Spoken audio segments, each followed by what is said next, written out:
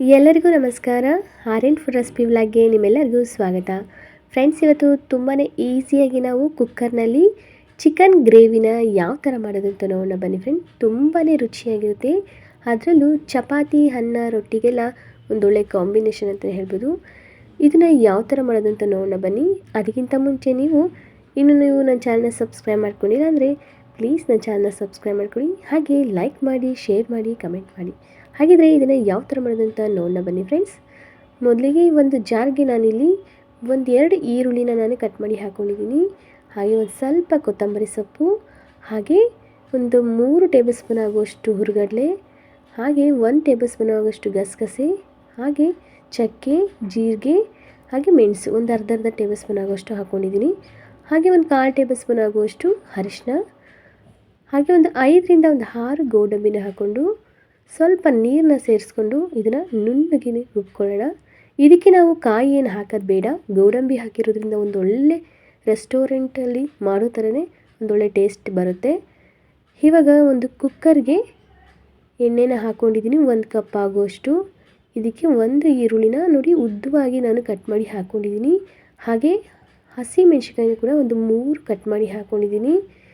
ಹಾಗೆ 1 ಟೊಮೊಟೊ ಹಣ್ಣನ್ನ ಚಿಕ್ಕದಾಗಿ ಕಟ್ ಮಾಡಿ ಹಾಕ್ಕೊಂಡಿದ್ದೀನಿ.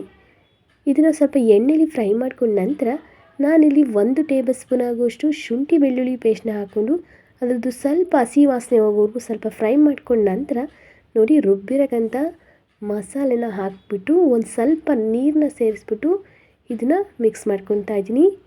ಇವಾಗ ಒಂದು ಕುದಿ ಬಂದ ಮೇಲೆ 1 ಟೇಬಲ್ ಸ್ಪೂನ್ ಆಗುವಷ್ಟು ಅಚ್ಚ ಖಾರದ ಪುಡಿ, ಹಾಗೆ 1 ಟೇಬಲ್ ಸ್ಪೂನ್ ಆಗುವಷ್ಟು ಧನಿಯಾ ಪುಡಿ, ಒಂದು ಅರ್ಧ ಟೇಬಲ್ ಸ್ಪೂನ್ ಆಗುವಷ್ಟು ಅರಿಶಿನ, ಹಾಗೆ ಒಂದು ಸ್ವಲ್ಪ ಕಸ್ತೂರಿ ಮೆಂತ್ಯ ಹಾಕ್ಕೊಂಡು 1 ಕಪ್ ಆಗುವಷ್ಟು ನೀರನ್ನ ಸೇರಿಸ್ಕೊಂಡು ಇದನ್ನು ನೀಟಾಗಿ ಸ್ವಲ್ಪ ಮಸಾಲೆ ಎಲ್ಲ ನೋಡಿ ಒಂದು ಕುದಿ ಬರಬೇಕು, ಮಸಾಲೆ ಬೇಯಬೇಕು, ಅಲ್ಲಿವರೆಗೂ ಕುದಿಸ್ಕೊಂಡ ನಂತರ ನಾನಿಲ್ಲಿ ಚಿಕನ್ನ ಇದಕ್ಕೆ ಸೇರಿಸ್ತಾ ಇದ್ದೀನಿ.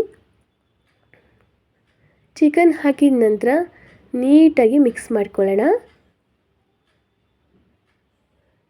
ಇವಾಗ ಇದಕ್ಕೆ ನಾನಿಲ್ಲಿ 1 ಕಪ್ ಆಗುವಷ್ಟು ಮತ್ತೆ ನಾನು ಇದಕ್ಕೆ ನೀರನ್ನ ಸೇರಿಸ್ತಾ ಇದ್ದೀನಿ. ನೋಡ್ತಾ ಇರೋ ನೀರು ಹಾಕಿದ ತಕ್ಷಣ ನೀಟಾಗಿ ಮಿಕ್ಸ್ ಮಾಡ್ಕೊಳ್ಳೋಣ. ಮಿಕ್ಸ್ ಮಾಡ್ಕೊಂಡ ನಂತರ ಇದಕ್ಕೆ ಒಂದು ಅರ್ಧ ಟೇಬಲ್ ಸ್ಪೂನ್ ಆಗುವಷ್ಟು ಗರಂ ಮಸಾಲೆ ಇದಕ್ಕೆ ಸೇರಿಸ್ತಾ ಇದ್ದೀನಿ. ಸೇರಿಸಿದ ನಂತರ ಸ್ವಲ್ಪ ರುಚಿಗೆ ತಕ್ಕಷ್ಟು ಸ್ವಲ್ಪ ಉಪ್ಪನ್ನ ಹಾಕ್ಬಿಟ್ಟು ನೀಟಾಗಿ ಮಿಕ್ಸ್ ಮಾಡ್ಕೊಳ್ಳೋಣ. ನೋಡಿ ಚೆನ್ನಾಗಿ ಇದು ಮಿಕ್ಸ್ ಮಾಡ್ಕೋಬೇಕು. ಮಿಕ್ಸ್ ಮಾಡ್ಕೊಂಡ ನಂತರ ನೋಡಿ ನೀರನ್ನು ಕೂಡ ಅಷ್ಟೇ ಕಡಿಮೆ ಹಾಕಿ, ಕುಕ್ಕರಲ್ಲಿ ಮಾಡೋದ್ರಿಂದ ಸ್ವಲ್ಪ ನೀರು ಬಿಡುತ್ತೆ, ಹಾಗಾಗಿ ಸ್ವಲ್ಪ ನೀರನ್ನ ಹಾಕ್ಕೊಂಡ್ರೆ ಸಾಕು. ನೋಡಿ 1 ವಿಷಲ್ ಕೂಗಿಸಿದ್ರೆ ನೋಡಿ ರೆಡಿಯಾಗಿದೆ ಚಿಕನ್ ಗ್ರೇವಿ. ಸ್ವಲ್ಪ ಮೇಲ್ಗಡೆ ಕೊತ್ತಂಬರಿ ಸೊಪ್ಪನ್ನ ಹಾಕ್ಬಿಟ್ಟು ಚೆನ್ನಾಗಿ ಮಿಕ್ಸ್ ಮಾಡ್ಕೊಂಡ ನಂತರ ನೋಡಿ ಯಾವ ಥರ ರೆಡಿಯಾಗಿದೆ ಅಂತ.